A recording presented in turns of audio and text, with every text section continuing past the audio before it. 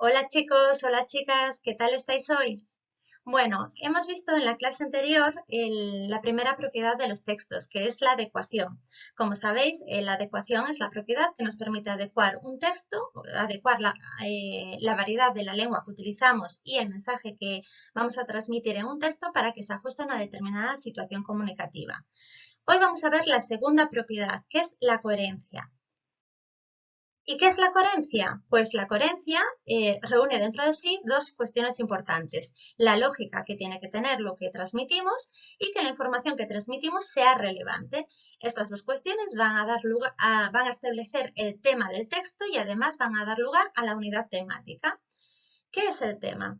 El tema también se compone a su vez de dos cuestiones relevantes. Por un lado, el asunto del que trata el texto, es decir, la idea principal, y por otro lado, la intención y la actitud del autor, ¿vale? Es decir, si yo, por ejemplo, leo un poema en el cual al poeta lo deja su enamorada porque resulta que el poeta es un celoso compulsivo, entonces ella decide irse con otro porque se harta de él, en ese caso, el tema no podríamos decir que es el desamor, ¿vale? Porque el desamor es el asunto del que trata el texto, pero no es el tema. El tema tendría que recoger, por tanto, la intención y la actitud del autor. Por ejemplo, la intención del autor, aquí no lo puse, ¿vale? Pero la intención del autor seguramente será expresar sus sentimientos al lector, ¿no? Entonces, podríamos decir que el yo poético expresa sus sentimientos de tristeza ante la pérdida de su amada. ¿Y qué es el rema? Bueno, primero de todo, tenemos que saber que el tema, la explicación que acabo de dar, es el tema general de un texto, pero también luego podemos tener subtemas, ¿vale? O temas secundarios, que corresponden, digamos, a las ideas secundarias de un texto. Tenemos que tener en cuenta que esos temas secundarios o subtemas que aparecen inicialmente cuando no se conocen se le llama rema, que es cuando aparece una información nueva que no conocemos sobre el tema principal. Cuando ya por fin digamos, adhiere a la información que ya conocemos en el siguiente enunciado, ya se convertiría ese rema en un tema, sería parte del tema. ¿Qué tipos de coherencia tenemos que conocer? Tres principales, van unos dentro de otros, ¿vale? La coherencia local va dentro de la coherencia lineal y la coherencia lineal dentro de la coherencia global, ¿de acuerdo? Es como las matruscas de las muñecas rusas, ¿de acuerdo? Entonces, primero de todo, vamos a empezar por la mayor, que es la coherencia global de un texto. La coherencia global de un texto permite que éste tenga una unidad temática y depende de que los enunciados tengan conexión entre sí.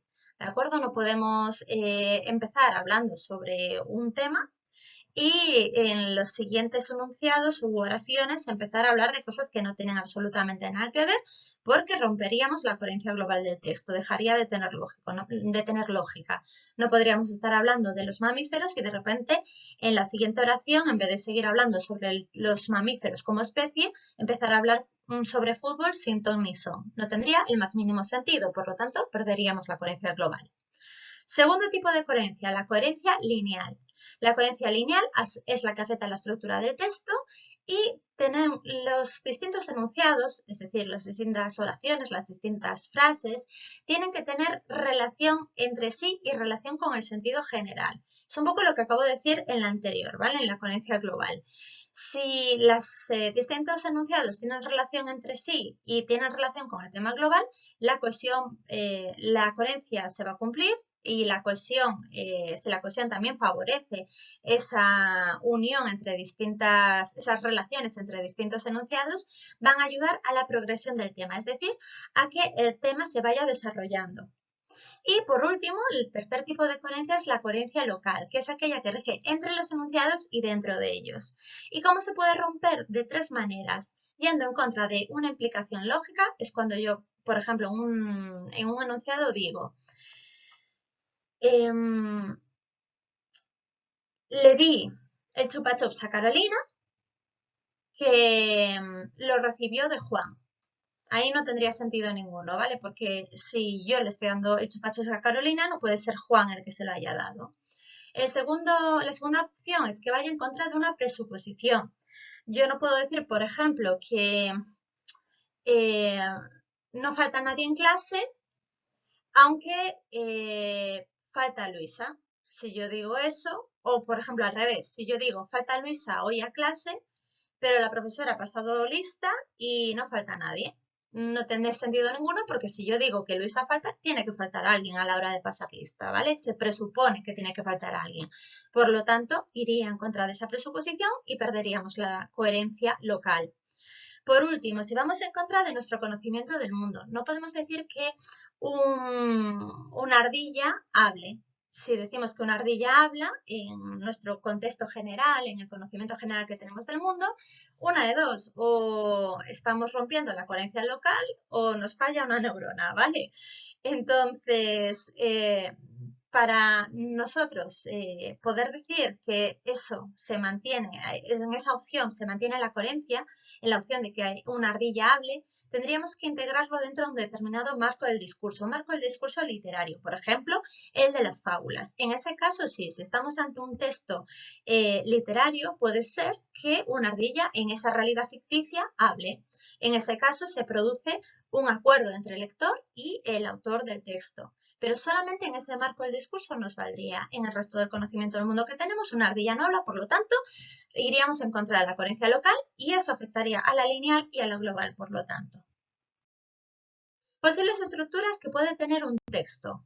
Tenemos tres tipos principales. Tenemos el de tema constante, que es cuando al tema inicial se le añaden distintos remas, por ejemplo, es decir, distintas informaciones nuevas.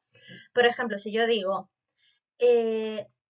pues la nutria es un animal, la nutria es un mamífero, la nutria vive gran parte del tiempo en el agua. En este caso estoy añadiendo información nueva que afecta a la nutria directamente. Eso se llama tema constante. Se va repitiendo el tema principal a lo largo de los distintos enunciados. Temas enlazados es cuando los distintos enunciados que aparecen van relacionados con el tema principal, pero que tenemos, digamos, distintos temas, distintos nuevos temas, temas secundarios. Es el caso de que si yo, en vez de coger el ejemplo anterior, dijera, la nutria es un animal. Algunos animales son mamíferos. Los mamíferos son aquellos animales que tienen como característica principal poder amamantar a sus crías. Vale, fijaos que en este caso ya no estamos hablando directamente de la nutria, aunque está relacionado con ella, ¿vale? Y nos aporta información.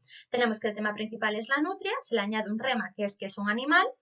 Ese rema se convierte en el tema del siguiente enunciado, sería estos animales son mamíferos y ese rema nuevo que son mamíferos se convierte en el tema del siguiente enunciado. Los mamíferos son aquellos animales que se caracterizan por dar de mamar a sus crías. Esos son temas enlazados entre sí. Temas derivados son aquellos en los cuales de un tema principal se pueden derivar varios a la vez, ¿vale? Como ramificar. Podríamos decir, por ejemplo, que hay varios tipos de oraciones. Bueno, la oración compuesta es aquella oración que tiene más de un verbo dentro de sí. Hay distintos tipos de oraciones compuestas, las coordinadas, las justapuestas y las subordinadas. Aquí estamos estableciendo que el tema principal son las oraciones compuestas y tenemos tres subtemas, tres temas derivados, que son por un lado la coordinada, la justapuesta y por otro lado, por un lado la coordinada, por otro lado la justapuesta y por último la subordinada. ¿Veis? Pues nada, hasta aquí la explicación, que ha sido un poquito más larga de lo que esperaba, como siempre me pasa. Así que, bueno, por favor, tomad nota de esta información que os paso, traed dudas para clase y nos vemos en el próximo vídeo. Un beso a todos. Chao, chao.